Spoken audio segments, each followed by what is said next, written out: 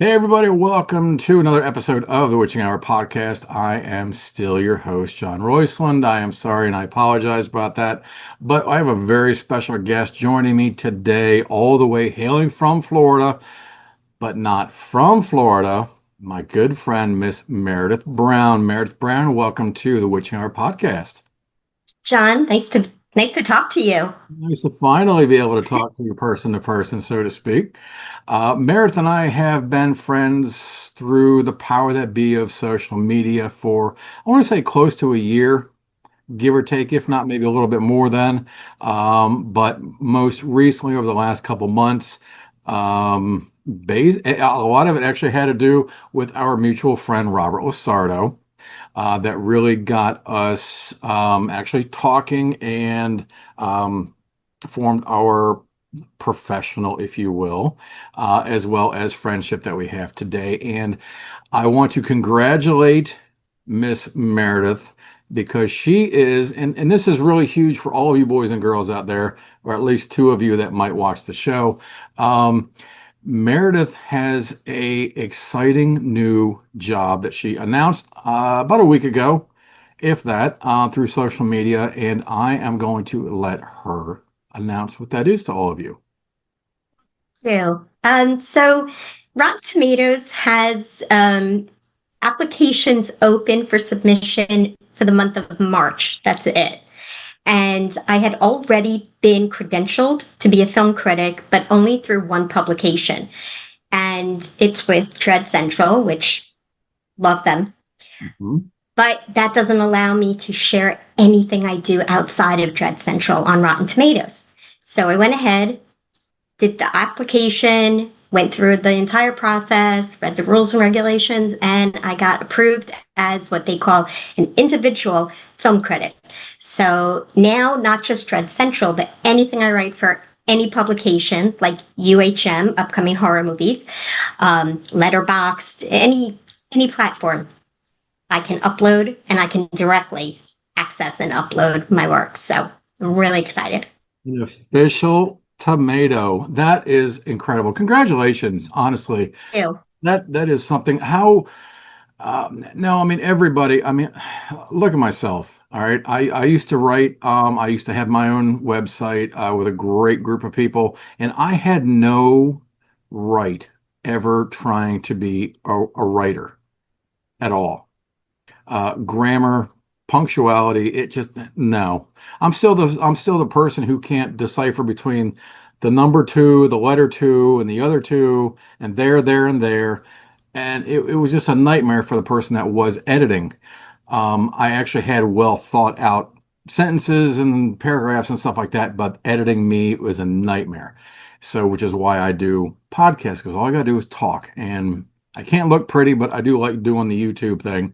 So, how how hard was that for, I mean, something like Rotten Tomatoes? I mean, realistically, if you think about it, when you watch a movie as you're critiquing it, you hold the power in your hand to make people go to the movies or not.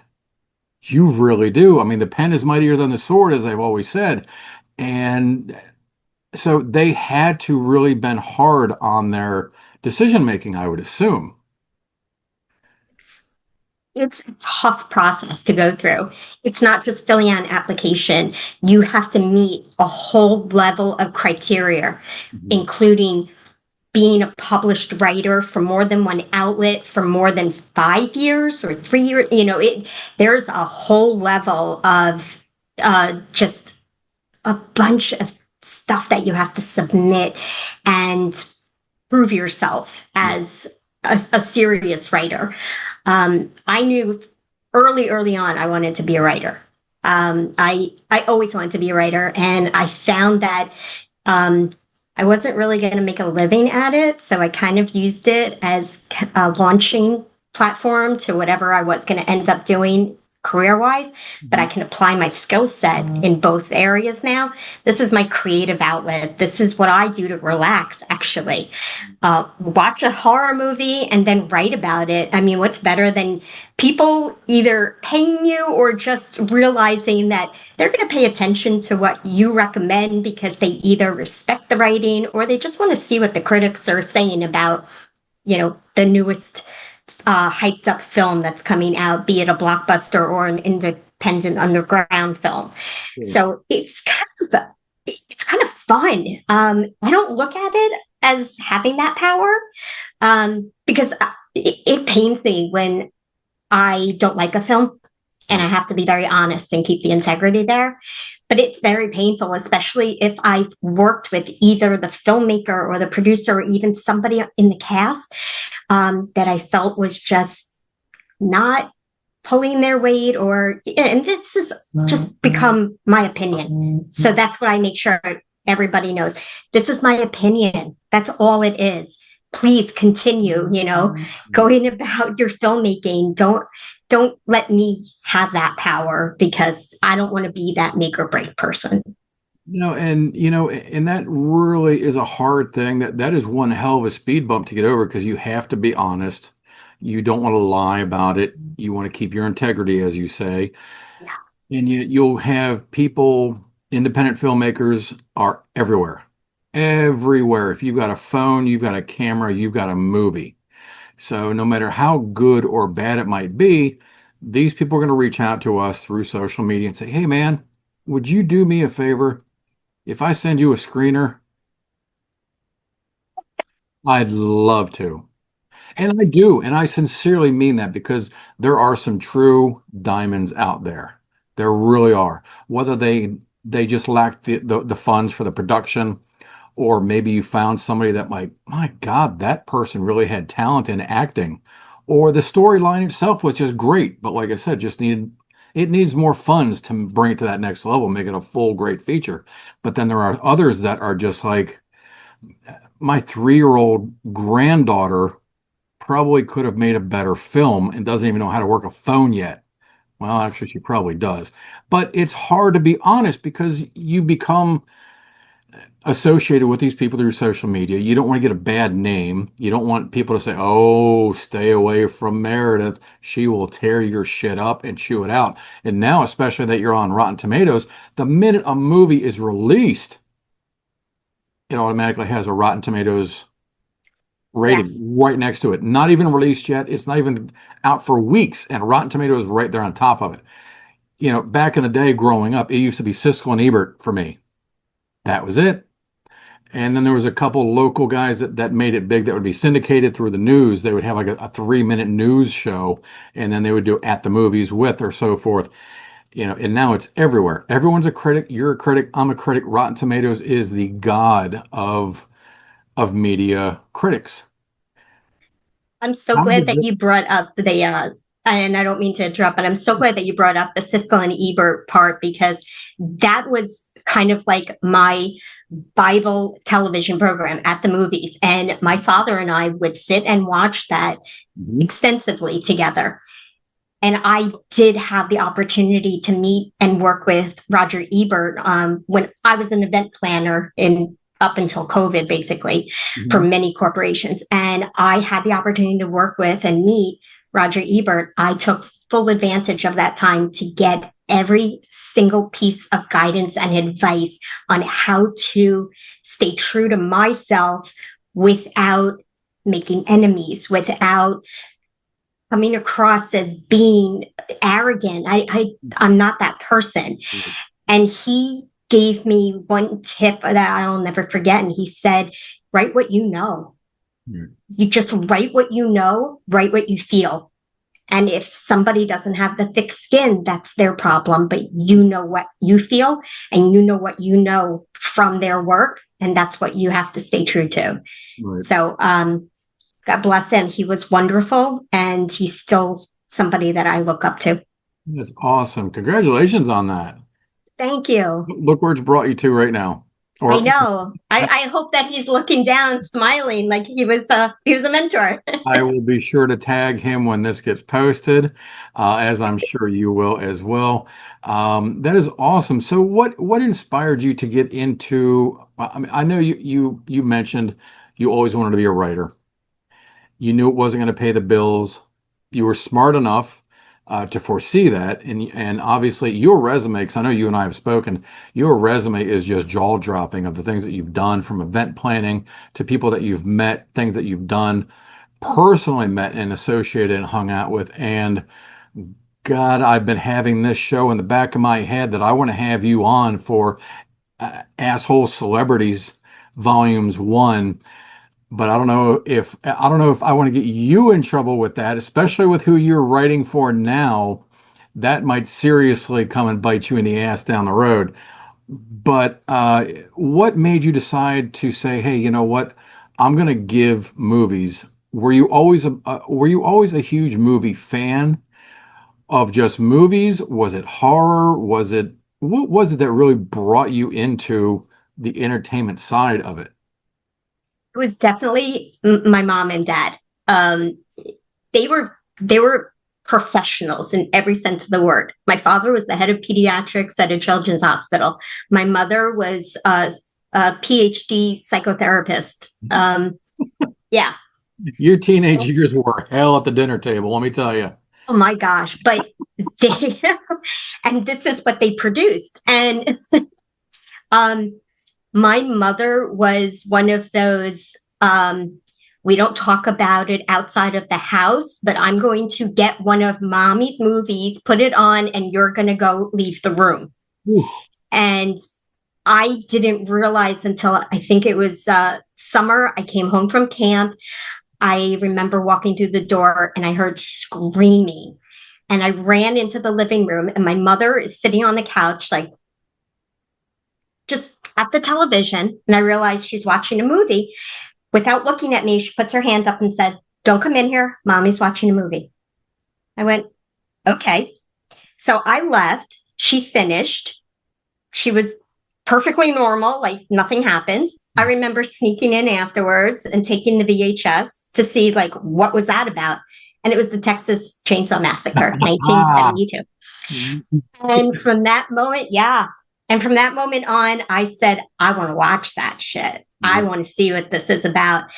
But my first horror movie, I was always into film.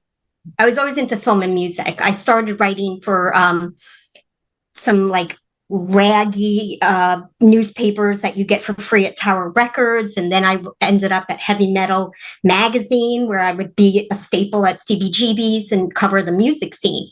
right. But I always loved film. And my mom, at age, I was 10, I think, she sat me down and said, "Okay, you want to watch your first horror movie? We're going to do this." And she put on Motel Hell. Oh So no. that was my first horror movie, Motel Hell. Okay, go My, mom. oh my God, she was amazing. That's And then my dad had to step in because he was feeling neglected, you know, like mom's showing her all this really good stuff, but I know my daughter. And he showed me what is now my favorite film in the world, in any genre, is A Clockwork Orange. And I was 13. And all my dad said was, "You're going to love this." And boy, was he right. And I just went Clockwork Orange happy. I bought the book. I did my senior thesis on it. I recently met Malcolm McDowell. Yes. did cosplay for the first time in honor of it. Yes, that is Yes. great. Congratulations. So it's just, I owe all of this to my mom and dad because they would always say, "We don't care what you do as long as it makes you happy." Right. And they were so proud. You know, I'm in Heavy Metal Magazine, and I don't know if you remember that. It had to be polybagged Oh yeah. because of the illustration. So there, you know, you'd flip to page 55 and there's a big, huge penis there. Yeah. And my dad would bring these magazines in to show everybody my daughter writes for this. And I'm like, "Oh, Dad, please." Oh God, I um, love that. yeah, so that's basically what they started me out on film, mostly horror, psychological horror. I absolutely love. Um, my mom was more into the slasher type of movies. So, I Nice. mean, who doesn't love a good slasher movie? That's a good mix right there, I'll tell you what. Well, so let me interject for a second. Why, with your love and passion for film, why not go into filmmaking? Schooling or just grab a camera? You're already wanting to be a writer. Hey, man, I wrote this script over the weekend. It'll be a great short. I live in New York frickin' City. I got tons of desolate areas that look like slaughterhouses that still have people living in, and we can go film in an hour. Why not? That's a really good question. I took a screenwriting class and I did write a treatment, and I think I wrote 3 or 4 scenes on it. And I remember the screenwriting class was with Tisch, the Tisch School, part of NYU. So Okay. when my mom was going for her PhD, I was enrolled in Tisch, and we'd make like a night of it. We'd go like twice a week to our classes, and we'd have dinner, and then we'd talk about it afterwards. It was amazing. And I loved that class so much. It was taught by Charlie Papora. May he rest in peace. He was the screenwriter for Heaven Help Us, Okay. which featured a whole slew of what became part of the Brat Pack, Mhm. like Andrew McCarthy, Kevin Dillon, um, uh, what's his name? Sutherland was in it. I mean, John Hurd was in it. Amazing cast. Right. Such a great movie. And then I did a little research on the side, and I came into class one day and I said, "Found another film you made, and I'm not going to let you get away without talking about this." And he just kind of looked and shook his head. He knew what I was going to say.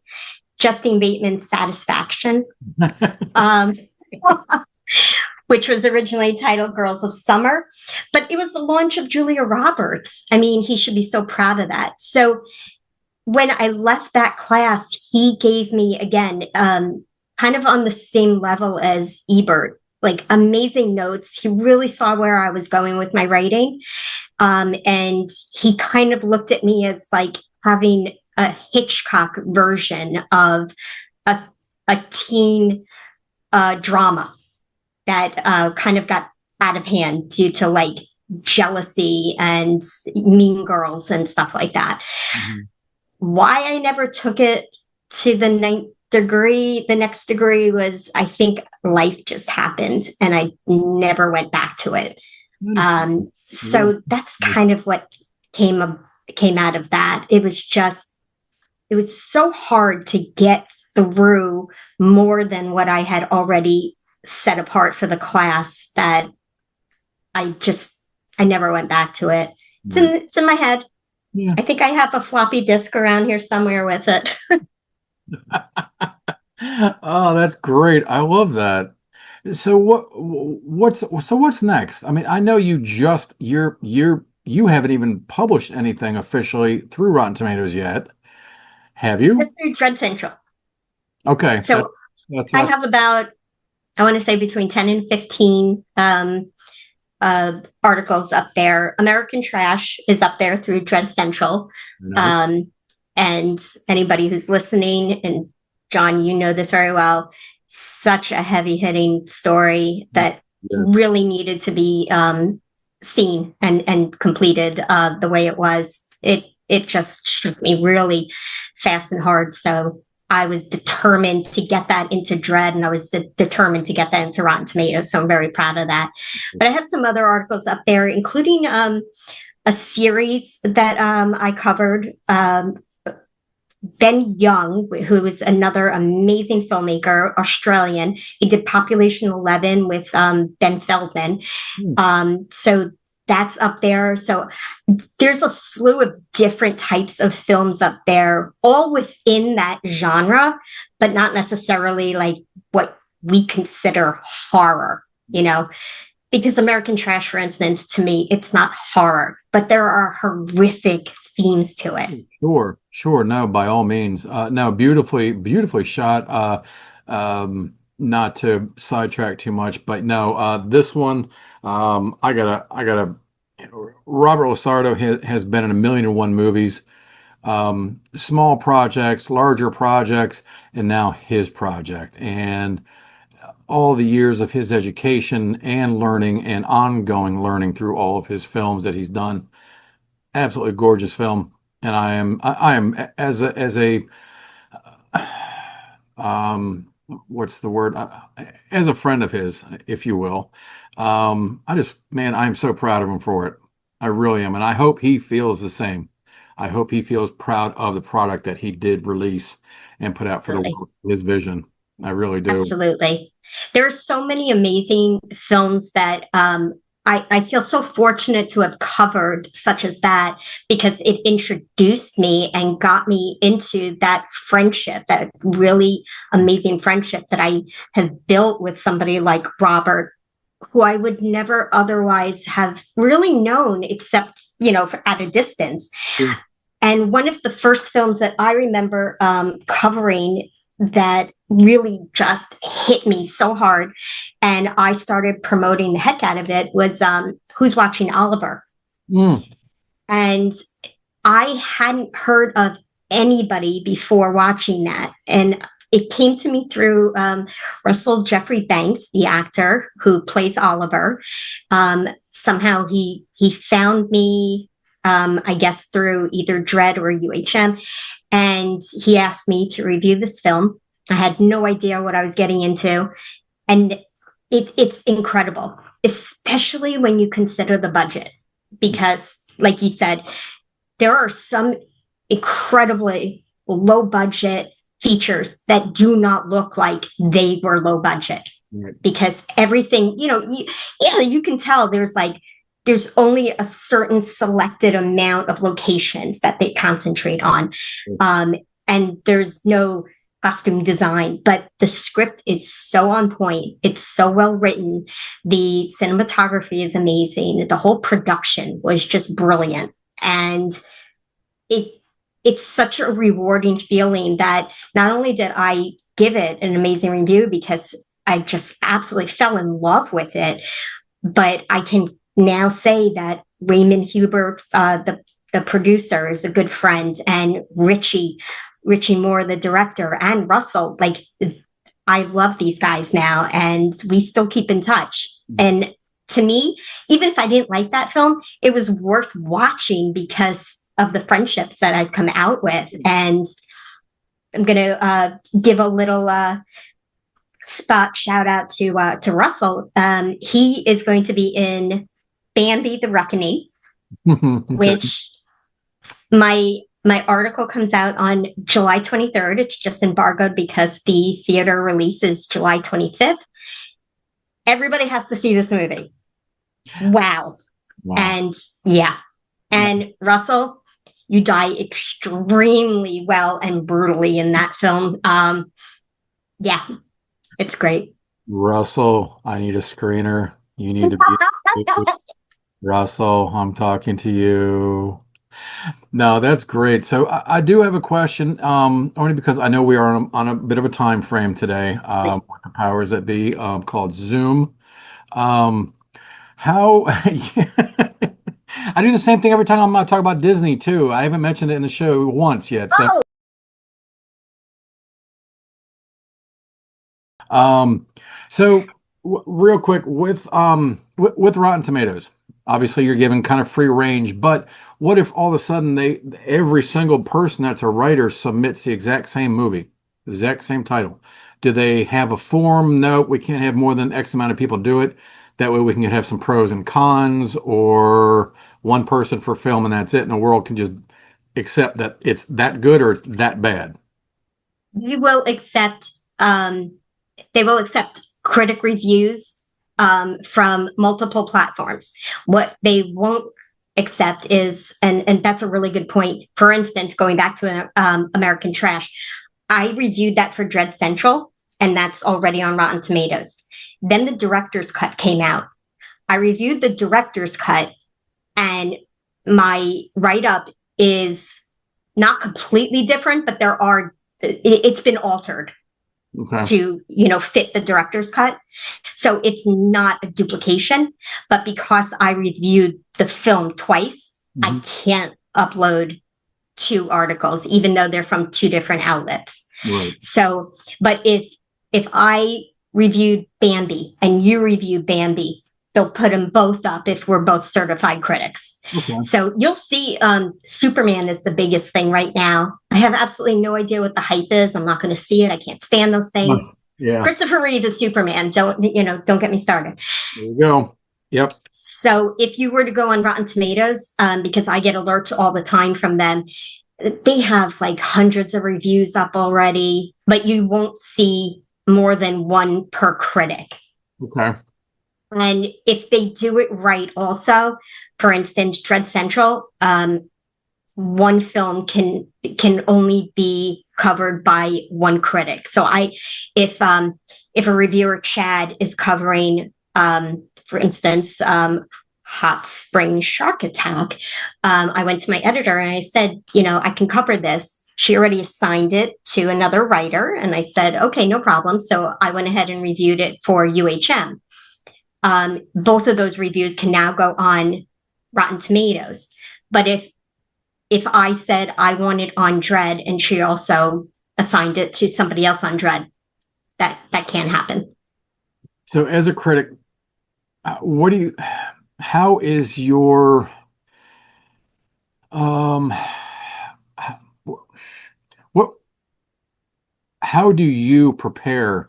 What I mean by that is, do you watch a movie and then immediately go and do the review? Do you watch it, sit on it a day or two, let it stew, the goods, the bads, think more about it? Do you watch it a second time before you do so? That's again good questions. My my my routine has always been I will watch the film. It's always by myself. I'm supposed to actually, but for instance, my husband wants nothing to do with any of this. He's proud of me, but he wants nothing to do with the horror films. Yeah. So, so I will watch the film. I will be taking notes. So there are a lot of times where I do a start, pause, notes, and back and forth. And sometimes I'll just kind of like rewind a little bit. It's very, very rare that I immediately finish a film and I go straight into the review. When that happens, I know that something really hit me strong that I need to get it out now. Like I said, it's rare. And I think it happened on like probably two occasions with the two films that I gave perfect scores to. I don't give perfect scores because I don't really believe in perfection. Yeah. So it doesn't happen that way with me. But usually I try to map out time the next day to get my review in. And then there are times like what I'm in right now. I saw a film. My review has been started. I saw the film about 2 or 3 nights ago. My review is started. It's probably not going to be submitted or finished until Monday. So sometimes I just kind of know what my mood set is, or if I hit a block and I can't continue, so I walk away from it. Because I can imagine that the platforms that you do submit for always say, look, you get a time frame. I don't want the new movie that got released today in a month. That does no good because by that time it's already an old movie on the wall at the DVD store. Absolutely. And that's what I try to really prioritize. Mm-hmm. So I keep a list of the screeners and all of my notes. And depending on when they are going to be released, that bumps it up. Right. I have a screener that's not going to be released until August. So I know that I'm going to get a few others out before I watch that. Right. But I'm still going to get it out before that release date.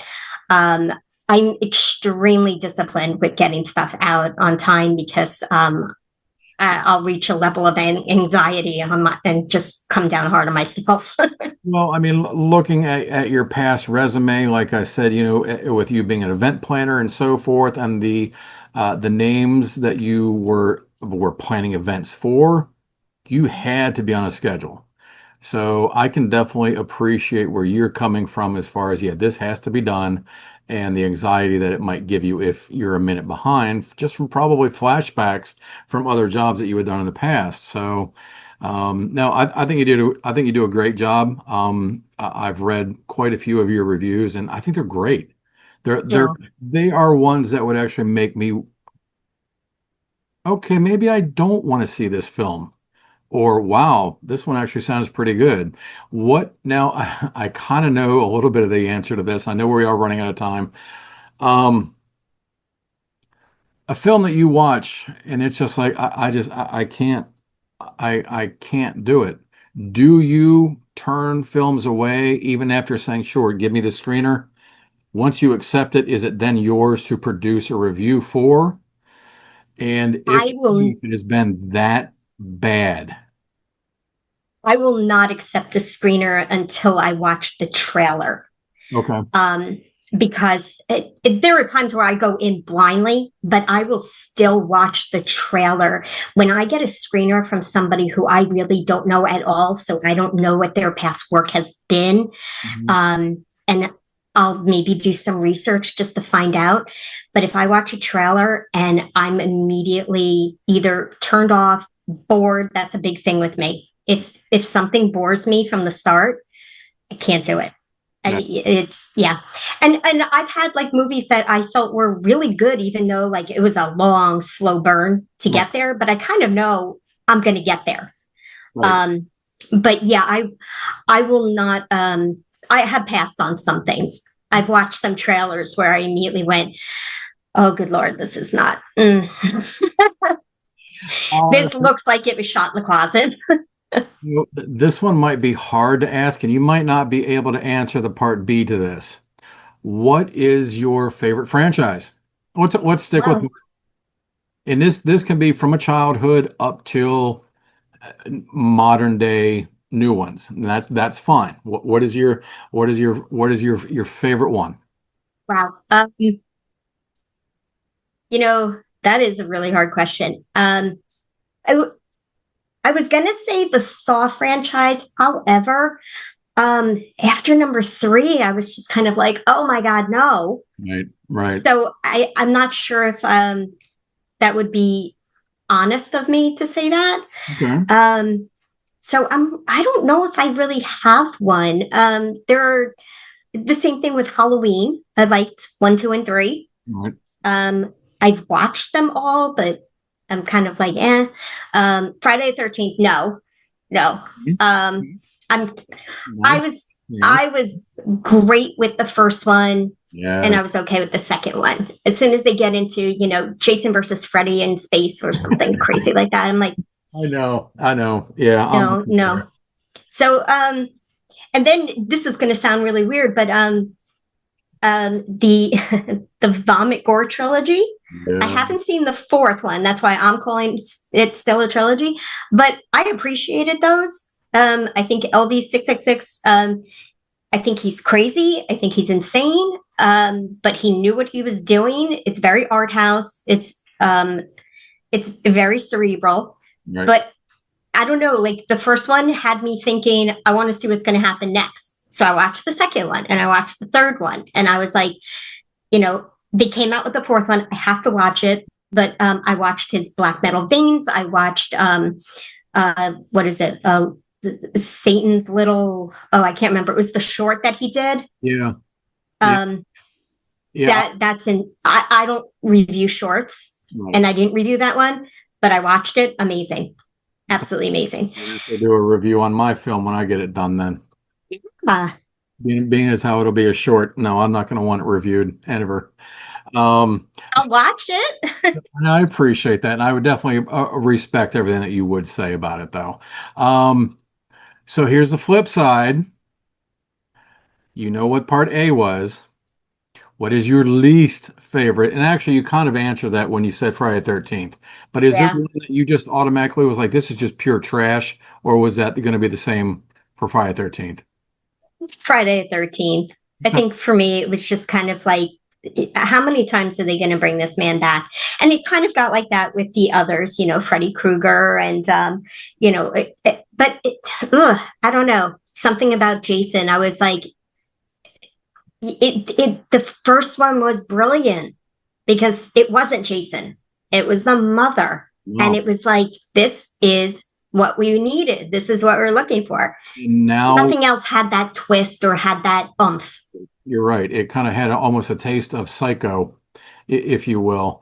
And Yeah. nowadays we've got, the new up and comers. We got Art the Clown. We got Billy Pond coming back with Circus of the Dead 2, with Love Papa Billy. Corn. And I mean, hell, we got Winnie the Pooh for crying out loud. I have the screener for number 2. I'm so excited to watch that. Yeah, so we got a whole new future of stuff coming out that I gotta admit, I am anxious for. I just wish Hollywood would have a little bit bigger balls in the stuff that they're going to put money into, because it's just all glorified shit. I'm sorry, Yes. but it is. No, don't apologize. I mean, That you the get sent, substance. I get sent has more cojones than what they're going to show on the big screen, and that sucks. And they wonder why they're worried about the industry. Exactly. They put out something like The Substance, okay? Really good, well done, except I have a big problem with that last half hour because they could have cut that whole thing out Yeah. and just left it. Okay, we understand. Do Right. we need this? It was just ridiculous. I mean, you and I both know, for instance, Guerrilla Metropolitana. Right. And Let's all go to the lobby. Here we go.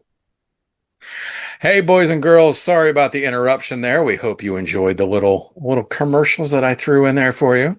But welcome back to the show. John Roycelyn here with the Witching Hour podcast still.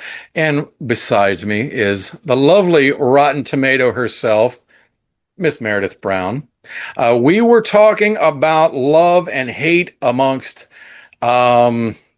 indie and Hollywood and the bullshit that money buys and puts in front of your eyes and puts out merchandise and says, this is good. And it ain't shit, because it's my show and I can fucking say that. And I don't care. But at any rate, there is, now Meredith and I have both been working with an independent filmmaker who's very hard to explain. He's very artistic, very art house, very, very graphic. Some people say hard to watch. Other people think it is brilliant how it's portrayed. Now, I know, Meredith, you have dealt a little bit more with him. Why don't you go ahead and introduce him real quick? sure, his name is Guerrilla Metropolitana. He is what I like to call a crazy Italian filmmaker who resides in London. And has no problem showing you his everything. Warning. Everything, Warning. whether you want to see it or not, You're going to girls, see it. you want to see it. Okay. But he pushes those boundaries. And I admire that because he doesn't give a shit what people are telling you that you can't do.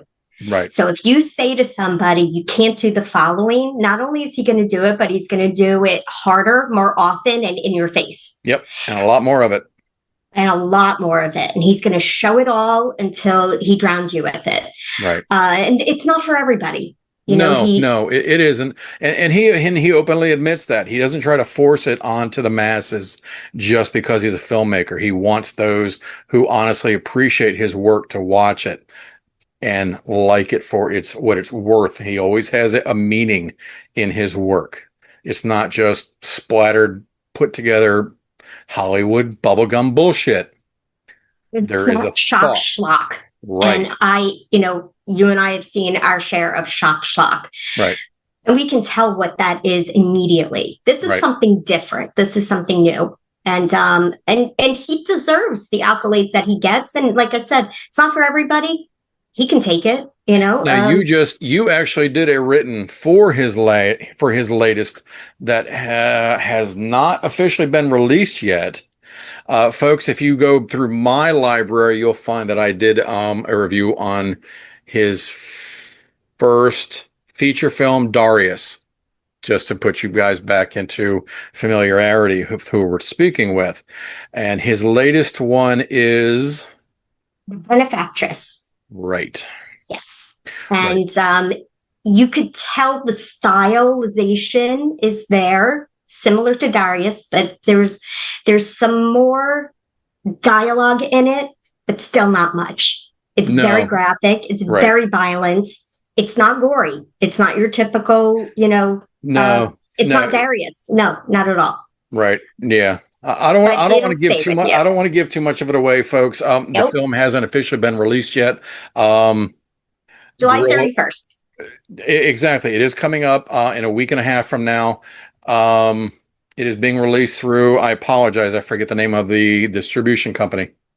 Blood Pack Films. Blood Pack Films. Thank you very much for that. And Gorilla will actually be on the show.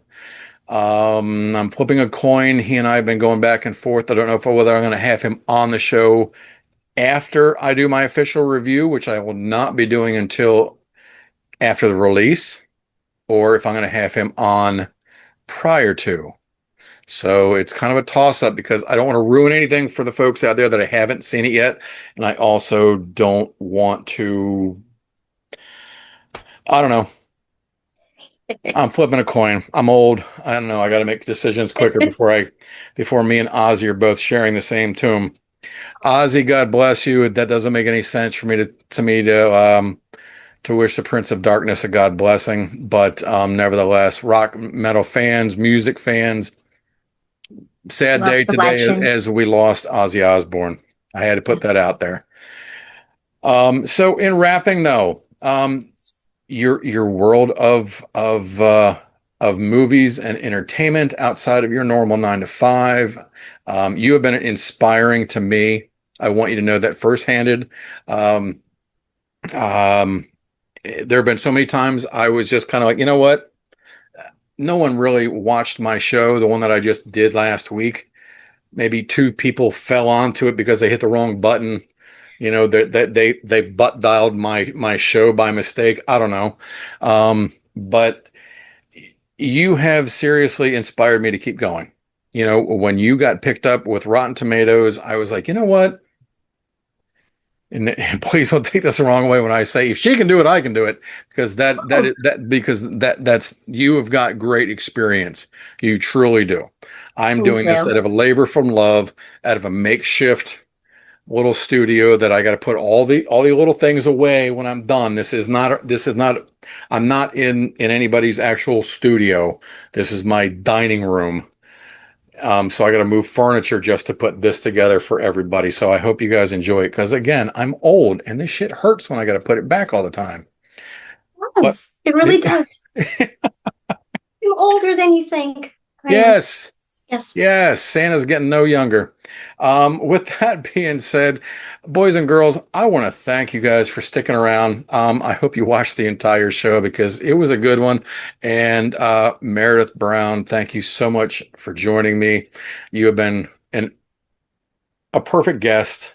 Perfect Thank guest. you. So everybody, listen to what she says. Rotten Tomatoes. Be sure to look for favorite. I don't know how you can do that. If you can like tag a certain writer to follow.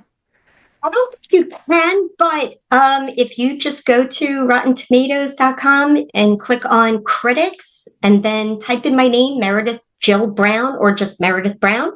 I'm the only Meredith Brown. And please take a look at the library of all of the stuff that I posted, from Dread Central, upcoming horror movies, and today's latest, Bambi the Reckoning. And Very proud speaking of of that one. Bambi, Meredith also truly loves Disney. I do. Just Yes. so I put that out there.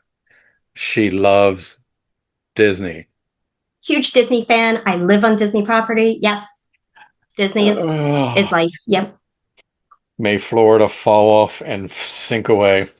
Boys and girls, I am John with the Witching Hour podcast. Meredith Brown has been my guest. Thank you all so much for joining me. Thank you to my sponsors, Hacks Horror Show, Freak Show Unlimited, and newest is